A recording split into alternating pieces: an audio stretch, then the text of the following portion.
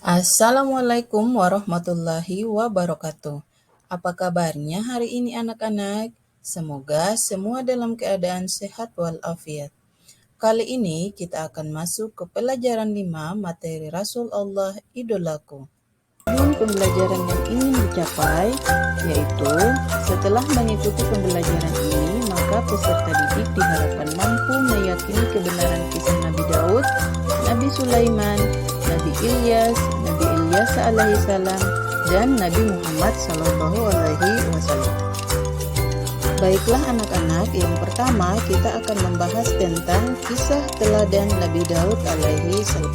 Nabi Daud adalah seorang nabi dari Bani Israel, yaitu dari Sibit Yahuda.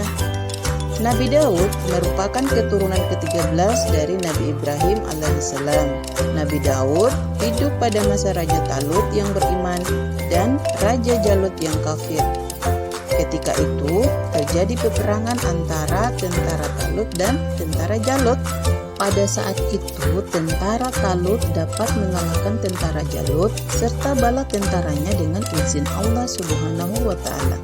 Dan Nabi Daud adalah salah seorang bala tentara Talut yang dapat membunuh Raja Jalut. Nabi Daud memiliki beberapa keistimewaan di antaranya. Yang pertama, kitab Zabur adalah mukjizat bagi Nabi Daud alaihissalam. Selain itu, keistimewaan Nabi Daud adalah setiap pagi dan senja, gunung-gunung bertasbih mengikuti tasbih Nabi Daud alaihissalam. Ia juga memahami bahasa burung-burung. Binatang mengikuti tasbih Nabi Daud alaihissalam. Selain itu, kerajaannya yang sangat kuat belum pernah terkalahkan sekalipun. Sebaliknya, Nabi Daud alaihissalam selalu mendapat kemenangan dari semua lawannya. Ia menduduki tahta kerajaan selama 40 tahun. Adapun mukjizat yang dimiliki oleh Nabi Daud alaihissalam adalah yang pertama, Nabi Daud alaihissalam dapat melunakkan besi seperti lilin. Kemudian ia dapat mengubah bentuk besi itu tanpa memerlukan api atau peralatan apapun. Kemudian mukjizat yang kedua adalah jenis baju yang dibuat oleh Nabi Daud membuat pemakainya lebih bebas bergerak karena tidak kaku seperti baju besi yang dibuat oleh orang lain. Yang ketiga, dari besi itu Nabi Daud dapat membuat baju besi yang dikukuhkan dengan tenunan dari bulatan-bulatan rantai yang saling menjalin secara berkesinambungan. Nah anak-anak, pelajaran yang dapat kita petik dari kisah Nabi Daud alaihissalam tadi adalah yang pertama, Nabi Daud alaihissalam menerima kitab Zabur. Yang kedua, Nabi Daud alaihissalam gemar bertasbih kepada Allah Subhanahu wa taala. Yang ketiga, Nabi Daud alaihissalam merupakan pencipta baju besi yang terkenal pada zamannya. Yang keempat, Nabi Daud alaihissalam bersuara bagus. Dan yang kelima, Nabi Daud alaihissalam gemar berpuasa. Kisah yang kedua adalah kisah Nabi Sulaiman alaihissalam. Siapa sih Nabi Sulaiman itu?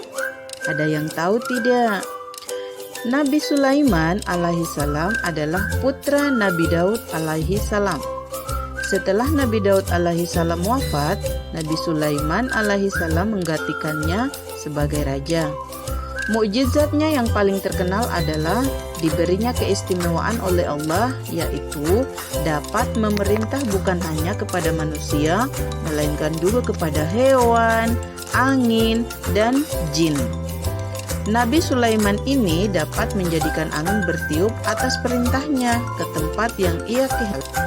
Nah, dari kisah Nabi Sulaiman tadi, ada beberapa pelajaran yang bisa kita jadikan hikmah yang bisa kita petik sebagai siswa, yaitu yang pertama, Nabi Sulaiman alaihissalam dapat memerintah bukan hanya kepada manusia, melainkan juga kepada hewan, angin, dan jin. Yang kedua, Nabi Sulaiman mampu mengikat jin-jin kafir untuk mencegah kejahatan mereka. Yang ketiga, Nabi Sulaiman alaihissalam meskipun dia kaya raya dan berkuasa, tetapi tetap rendah hati, patuh, dan tunduk kepada perintah Allah Subhanahu wa taala. Yang ketiga, kita akan membahas tentang kisah teladan Nabi Ilyas alaihi salam. Nabi Ilyas alaihi salam adalah keturunan keempat dari Nabi Harun alaihi salam. Ia diutus oleh Allah kepada kaumnya Bani Israel yang menyembah patung berhala bernama Baal. Berulang kali Nabi Ilyas alaihi salam memperingatkan kaumnya, namun mereka tetap durhaka menentang dan bahkan mereka membenci dan hendak membunuh Nabi Ilyas alaihi salam. Agar selamat dari kerjaan orang-orang kafir, maka Nabi Ilyas alaihi salam bersembunyi di dalam gua selama 10 tahun.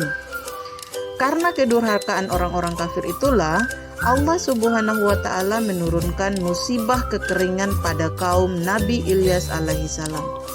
Di sana tidak pernah turun hujan selama 3 tahun.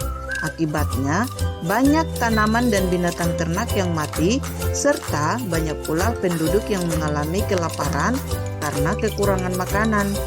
Setelah musibah itu terjadi, kaum Nabi Ilyas alaihi salam baru sadar bahwa ternyata seruan Nabi Ilyas alaihi salam selama ini benar ada. Pelajaran yang perlu dipetik dari kisah Nabi Ilyas alaihi salam adalah: yang pertama, Nabi Ilyas alaihi salam senantiasa sabar menghadapi umatnya yang durhaka dan tidak pernah berhenti mengajak kepada kebaikan.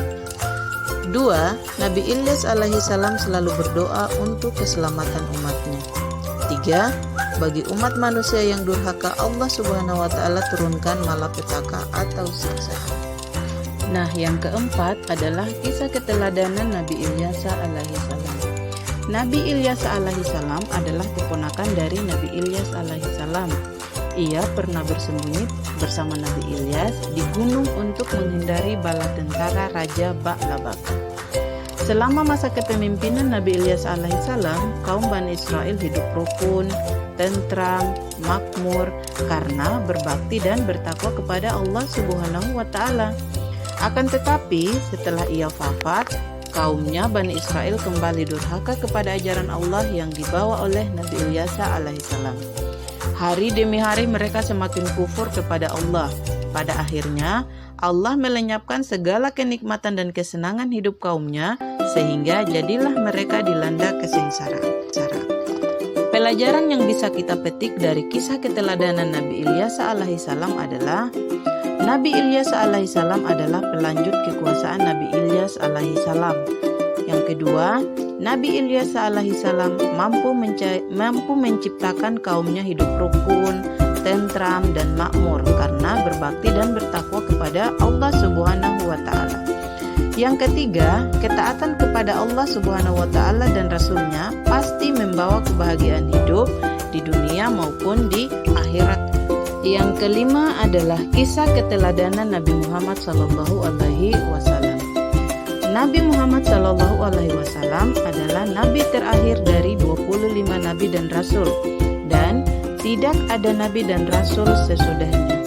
Nabi Muhammad sallallahu alaihi wasallam lahir di kota Mekah Al-Mukarramah pada hari Senin, tanggal 12 Rabiul Awal, bertepatan dengan tahun gajah atau 20 April 571 Masehi. Nabi Muhammad Shallallahu Alaihi Wasallam lahir sudah dalam keadaan yatim. Abdullah, ayahnya, telah lebih dahulu wafat, sedangkan Nabi Muhammad Shallallahu Alaihi Wasallam waktu itu masih dalam kandungan ibunya, kira-kira masih berusia sekitar 2 bulan. Pada usia 40 tahun, Nabi Muhammad Shallallahu Alaihi Wasallam diangkat menjadi rasul. Beliau berdakwah mengajak umat manusia menyembah Allah Subhanahu wa Ta'ala dan meninggalkan kemusyrikan, yaitu penyembahan terhadap berhala.